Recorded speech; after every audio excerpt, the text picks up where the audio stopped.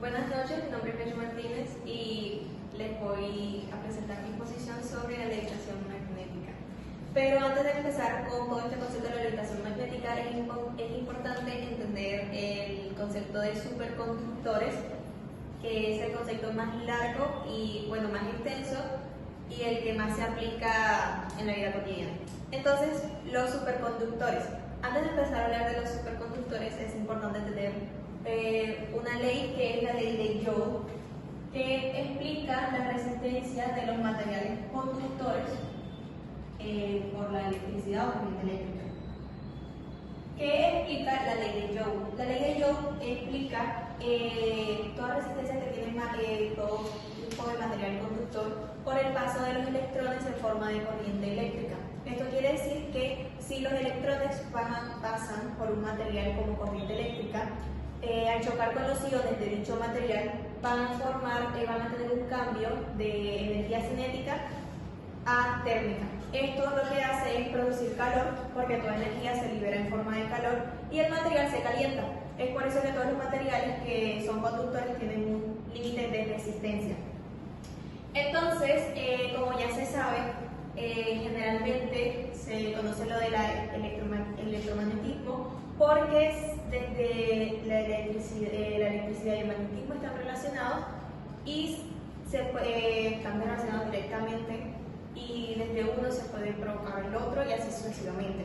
Entonces, ¿qué son los superconductores? Los superconductores son esos materiales que la resistencia es igual a cero. Y también el campo magnético interno de estos mismos también es igual a cero.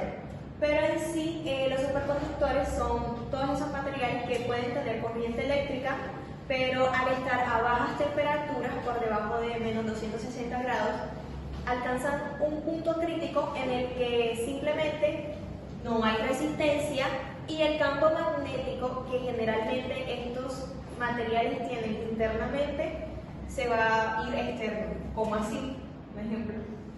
Las rayitas simbolizan el campo magnético que tiene el material, pero este material está en temperatura ambiente, tiene una resistencia y tiene un campo magnético interno. Este es el campo magnético interno. Cuando este pasa a ser un superconductor, estas rayitas van a estar afuera y no va a haber campo magnético interno. Entonces, esto pasa a ser un superconductor que puede tener corriente eléctrica, cualquier corriente infinita, porque simplemente no hay resistencia del material que puede decir no se va a calentar. Esto se puede lograr con helio líquido, nitrógeno líquido, etc. El cambio de un material conductor de estado normal a un superconductor se le conoce como transición de fase. ¿Qué es la transición de fase? La transición de fase es básicamente el cambio brusco de las propiedades en cualquier material. El ejemplo más básico es el de agua a hielo. Así de simple. Esto se le conoce como superpropiedades, etc. ¿Qué beneficios o qué ventajas puede tener el uso de los superconductores? Como ya lo mencioné anteriormente, como el material no tiene resistencia, va a haber una corriente infinita. Esto quiere decir que no va a haber gasto excesivo. Así que si en un futuro se logra implementar en vez de la electricidad la corriente eléctrica por medio de los superconductores, no va a haber la necesidad de buscar mayor flujo de energía. Entonces, siguiendo con las aplicaciones, tenemos aplicaciones en la medicina, en la industria, en los aceleradores de partículas, principalmente porque en estos dichos en los aceleradores de partículas se necesita que los materiales conductores sean resistentes a altos flujos de energía. Entonces, como esto crea campos magnéticos altos y no se van a derretir o van a tener una resistencia, pues se utilizan principalmente para ese tipo de proyectos. Y el más conocido o el más popular, grandioso, que es la levitación. Y la levitación también se le conoce como el efecto Meissner y se le asigna ese nombre simplemente por el científico que lo descubre. Pero ahí no podemos confundir la levitación Meissner o el efecto Meissner con la levitación magnética. Bueno, siguiendo con el tema de los superconductores, para poder entender específicamente cómo ocurre todo este proceso, entramos a hablar de la superconductividad. Y aquí nos vamos a hacer dos preguntas. ¿Qué hace y por qué? Entonces, ¿en qué hace? Como ya expliqué anteriormente, hay dos leyes fundamentales, que es resistencia igual a cero y campo magnético interno igual a cero. Entonces, el de la resistencia, que es igual a cero, entrando a orígenes, este es descubierto en 1911 por Carmen Lee Omnes, y el del campo magnético interno igual a cero en 1933 por Meissner y Atkinson. Es de aquí de Meissner que se le asigna el nombre a la levitación por superconductividad o efecto Meissner. Ahora, si nos vamos a la parte por teoría, si existe alguna teoría que explique por qué ocurre la superconductividad, la respuesta es no. No existe una teoría que esté completa, porque hablar de superconductividad es hablar de física cuántica, y en esta parte solo existe una teoría que da un concepto básico a partir de ejemplos análogos o de suposiciones, pero no le da por completo porque al final surgen más preguntas. ¿Cuál es esa teoría? La teoría de BCS, o también categorizada por Porter y Cooper en 1957. La teoría de BCS, ¿qué explica? Primero recordemos la resistencia, que por qué ocurre. Imaginemos que los electrones son una nube y al pasar por un material conductor, estos suelen chocar con los iones de dicho material, creando un cambio de energía y creando problemas. En esta teoría, por Cooper, sale el concepto de pares de Cooper, que es el que encontramos acá. La explicación es que básicamente los pares de Cooper son unas parejas de electrones. Esto no quiere decir que los electrones están juntos, porque eso teóricamente está mal, pero sí se puede definir como que existe una conexión entre los ambos electrones. Eso quiere decir que si uno le dice al otro que haga una cosa, pues el otro simplemente va a captar esa información y lo va a hacer. Entonces, pares de Cooper, parejas de electrones. Esto se le conoce como una coherencia cuántica. ¿Por qué? Porque los pares de Cooper, al estar simultáneos, tener una conexión simultánea, van a crear algo que se llama sintonía. Es lo mismo que hablar de coherencia. Y como estos son procesos cuánticos, se le conoce como coherencia cuántica. Y la misma coherencia cuántica son efectos cuánticos, así que podemos definir como los pares de Cooper y tanto la superconductividad como efectos cuánticos. Bueno, es importante entender cómo funcionan los pares de Cooper. Si se entiende que si son parejas de electrones, los electrones, al tener la misma carga, por conceptos básicos, estos se van a repeler. Entonces, aquí entra la explicación de los fotones y fonones. Entendemos que los electrones generalmente, al liberar energía, liberan fotones. ¿Qué son los fotones? Los fotones son esas partículas que liberan energía en forma de ondas electromagnéticas. Si un cuerpo libera energía, está liberando fotones. Entonces, esta misma energía que se está liberando es lo que hace que los electrones se repelen.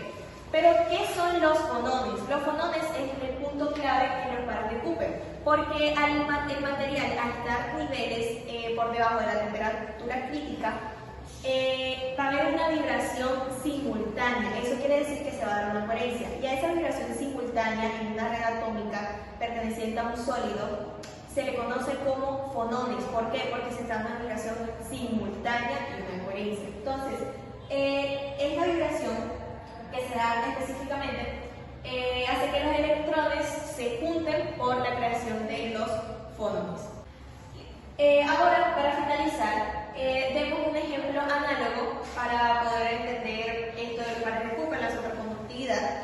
Y tenemos dos ejemplos, que es la rigidez y la generación de un campo. Empecemos con la rigidez. La rigidez en este tema también se le conoce como el condensado de Bose-Einstein, y este simplemente explica que ya tenemos pares de Cooper, pero si hay varios pares de Cooper, el grupo de pares de Cooper que estén conectados simultáneamente, va a haber una coherencia cuántica, y eso se le conoce como rigidez. ¿Por qué? porque es muy difícil obligar que uno de esos pares de Cooper hagan algo diferente. Entonces, esa rigidez. Y el último ejemplo análogo es la generación de un gap.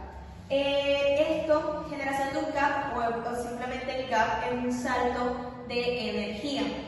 Y el ejemplo más fácil es, nosotros tenemos un átomo, núcleo, electrón. Si nosotros tenemos, este ya está en una energía, digamos que el electrón está en una energía baja, y nosotros decimos, bueno, viene un fotón, acá, vamos a así, viene un fotón, con una energía menor a delta E. Que el delta E, eso es lo que se utiliza para simbolizar salto de energía. Entonces, si esta energía es menor que delta E, entonces el fotón simplemente atraviesa el átomo sin ningún problema, porque la energía no es lo suficiente para formar un salto de energía. Pero ¿qué pasa si este fotón tiene una energía mayor que delta E? Pues graficándolo, lo que va a pasar es que el electrón va a absorber esa energía y va a tener un cambio de estado. Entonces pasa de un estado bajo a un estado excitado. Y la mayor representación o la mejor representación para esto sería como dos nubes de plasma que se crean. Entonces, esto es salto de energía. El fotón entra, el electrón coge energía y el fotón sale con menor energía que la que tenía. Y esto simplemente explica la superconductividad, porque esto significa que para que los electrones puedan chocar con los iones en el material y crear calor, esa energía de los iones tiene que ser mayor a la del salto cuántico, o sea, mayor a la de delta E. Pero como en bajas temperaturas, de la temperatura crítica, esto es imposible, no se da. Simplemente los electrones no captan ningún tipo de energía que no sea mayor a delta E. Y por eso se da la superconductividad. Quedó claro, la superconductividad es simple. ¿Cómo podemos crear un experimento con superconductividad? Bueno, cogemos un material superconductor, conductor, y lo vamos a enfriar, que quede por menos de 260 grados. Sí, 260 grados. Y ya frío, ¿qué es lo que pasa? El material genera unas líneas iguales a las líneas magnéticas, iguales a los imanes, pero van a ser opuestos al que generalmente los imanes deberían tener. Esto es igual a que va a representar un polo igual a si se le acerca a otro imán. Eso quiere decir que, como ya conocemos que polos opuestos se atraen, polos iguales, ¿sí? Entonces, ese material superconductor va a generar un mismo polo. Entonces, si nosotros tenemos el material superconductor y este es el imán, si lo acercamos, como este va a repelar o va a rechazar cualquier campo magnético de cualquier imán. Entonces, aunque se lo acerquemos, no va a poder atraerse. Nada, no pasa. Y ahí es donde sucede la levitación.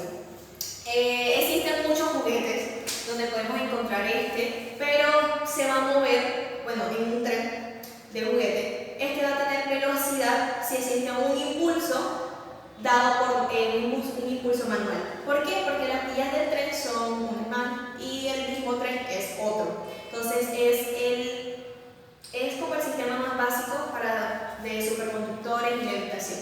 Pero ya existen otros mecanismos que no es necesario de un impulso manual.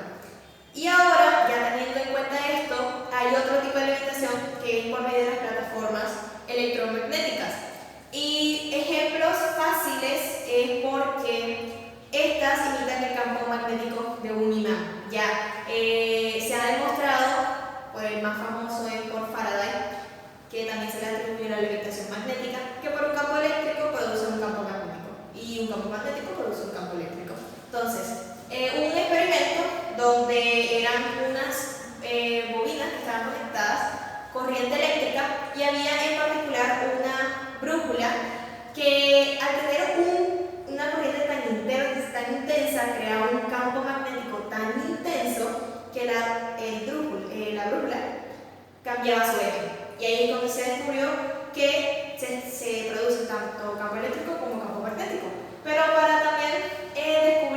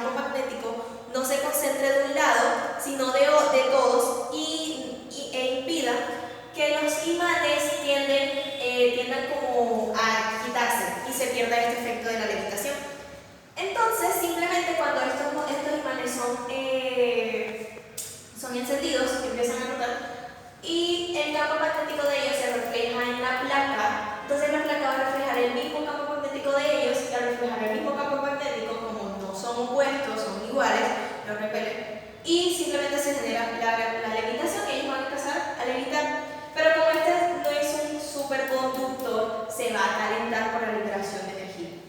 Y esto mismo pasa si nosotros vamos a hacerle una corriente eléctrica para crear magnetismo o levitación. Podemos tener, por ejemplo, un aro bastante grande con una corriente eléctrica bastante intensa y al encenderla, y acá nosotros tenemos que pongamos que esto es una placa de aluminio, el campo electromagnético que se crea va a ser tan fuerte que es reflejado por el aluminio y pasa lo mismo que acá, como son iguales, simplemente se van a repeler y hace que el aluminio en cuestión de segundos empiece a flotar. Y lo más interesante que es, otra vez, como este es con corriente eléctrica y este es un material conductor, si nosotros acercamos un foco, una bombilla, sin tener que acercarlo a la placa de aluminio, se va a encender porque hay campos electromagnéticos. Pero la placa va a estar súper caliente. Si nosotros agregamos agua, en cuestión de segundos, sin esperar, se evapora. Y estas son las plataformas electromagnéticas. Pero el más sencillo de todos es para llegar a la levitación magnética. La levitación magnética es simplemente imanes. Si nosotros cogemos dos imanes y ponemos los polos iguales, se van a repeler. Entonces, si nosotros tenemos un palillo, nosotros colocamos un imán y colocamos otro imán, pero que la cara sea igual, el imán no se va a ajustar, va a quedar flotando y le puede generar fuerza y se va a sentir esa tensión, nunca se va a hundir. Y esa es sencillamente la levitación magnética, se da por repulsión de iguales polos. Bueno, referente a la levitación magnética y a la superconductividad, se han generado lo que es buscar formas de generar medios de transporte. Los más comunes se han desarrollado en Japón, China, Alemania y algunas ideas en Estados Unidos y en Corea del Sur. Pero hay dos en particular que son los más desarrollados, que son en China, en Shanghái particularmente, y en Japón, que es uno de los más famosos, que es el maglev, porque ha alcanzado velocidades de 1300 km por hora, que son bastante fuertes, bastante veloces, que rompen la fricción del aire. Y bueno, a continuación les estaré explicando cómo funciona este mecanismo de los trenes maglev a través de la levitación a través de los superconductores. Bueno, en estas condiciones, aquí está lo básico para entender cómo funcionan los trenes maglev. Entonces empezamos por los imanes. Aquí, en vez de utilizar imanes directamente, se utilizan los superconductores que imitan los campos magnéticos de los imanes. Entonces aquí tenemos un superconductor, que es un metal, que tiene corriente eléctrica, pero como está a bajas temperaturas, menores de la temperatura crítica, se convierte en un superconductor. En todo el tren, este es el tren, van a ver, vamos a decirles a esto cajas con 4 placas de imanes. 4. Entonces, estas no pueden tener todas seguidamente o simultáneamente el mismo polo. Entonces se preguntan, ¿cómo se cambia el polo de este superconductor? Es simple. El polo cambia dependiendo de a qué dirección va la corriente eléctrica. Entonces, cuando se cambia la dirección de la corriente eléctrica, enseguida cambia el polo. Entonces, estas cajas van a estar conectadas en las partes laterales de todo el tren. Esta es una caja, esta es otra caja. Y en las mismas guías de los trenes, aquí, estas son las guías, van a encontrar las mismas cajas. Esto que está aquí representan las cajas, tanto en el tren como en las guías. Es por eso que existe un mito que estos trenes funcionaban porque en la parte de abajo había un imán gigante y en la parte de abajo del tren había un imán gigante. Pero si eso fuera así, entonces el tren necesitaría de un motor para poder tener un impulso, pero eso es falso. Ahora, ¿cómo funciona todo esto? Para poder enfriar esta caja y que estos materiales sean superconductores, aquí tenemos este mecanismo que para poder enfriar el metal, o sea, estos los imanes que están en la caja, se utiliza helio líquido. Entonces, el helio líquido está aquí almacenado, llega, enfría a los metales, bueno, a los imanes, y luego se evapora y va directo a este refrigerador donde pasa a líquido otra vez y repite el proceso. Pero como eso no es suficiente para enfriar, se necesita de una caja térmica. Sí, la caja térmica es donde se ayuda a guardar calor o frío. Bueno, entonces en este caso se va a utilizar nitrógeno líquido y repite el mismo proceso de helio. Enfría la caja térmica, se convierte en vapor, vuelve al refrigerador, vuelve a líquido y así sucesivamente. Entonces aquí conocemos el sistema de refrigeración. Pero, bueno, esto es el mismo mecanismo que también está en las cajas de las guías. Vale, ahora, hay dos preguntas frecuentes. Primero, ¿cómo se evita que el tren caiga? Porque si está arriba, por el efecto de la gravedad, va a haber un momento en el que claramente se va a bajar. Pues es simple. Estos imanes que están acá se conectan en forma de 8. Eso quiere decir que van a haber en las guías dos pares de estos. O sea, va a haber una caja aquí y abajo va a haber otra caja. Pero estas, para que estén conectadas, se cruzan en forma de 8. La polaridad de estos generalmente es norte arriba, sur abajo. Pero estos van a cambiar en cuestión de segundos de norte a sur, norte a sur, norte a sur. Y esto mismo sufren estos imanes de acá. Siempre van a estar cambiando norte a sur, norte a sur, norte a sur. ¿Por qué se necesita eso norte a sur? Para que se pueda mover el tren debe haber una repulsión y una atracción para que se mueva sin necesidad de generar un impulso y sin motor. Y bueno, aquí está un ejemplo de cómo están estos imanes colocados en las guías. Y ahora, ¿cómo se hace que el tren maniobre? Porque es claro que estas guías o estas vías donde van a estar estos trenes no va a ser completamente recta, siempre van a haber curvas. Pues es simple. Antes de que el tren parta, se tiene que definir su ruta y estos mismos imanes que están en forma de 8 están conectados entre sí por una corriente, están conectados. Eso quiere decir que para poder maniobrarlo, supongamos, este es el tren, supongamos que el tren está muy para la izquierda y se quiere que se vaya más a la derecha. Se carga este imán de acá con mayor corriente eléctrica, creando un campo más grande. Y como crea un campo más grande, simplemente este lo va a empujar, lo empuja, porque le está haciendo una repulsión más grande. Y simplemente eso se hace en cuestión de segundos, pero eso ya debe estar definido antes de que el tren empiece a circular. Otras preguntas es ¿quién controla la velocidad o cómo se controla la velocidad en estos trenes? Pues el mismo conductor, solo para poder controlar la velocidad, si quiere ir más rápido o ir más lento, cambia la dirección o los polos de los imanes. Entonces, cambio de polos es igual a la velocidad en este tipo de trenes. Y listo, el tren Smackler lo podemos encontrar en Japón y se ha creado porque se quieren conectar Tokio, Nagoya y Osaka, que son 3 ciudades bastante grandes y principalmente se quiere utilizar este tipo de sistema porque Japón sufre bastante terremotos y las vías normales son dañadas constantemente, entonces estas estarían en zonas donde estos terremotos no afectan y nada, ese es el motivo por el cual se quiere crear.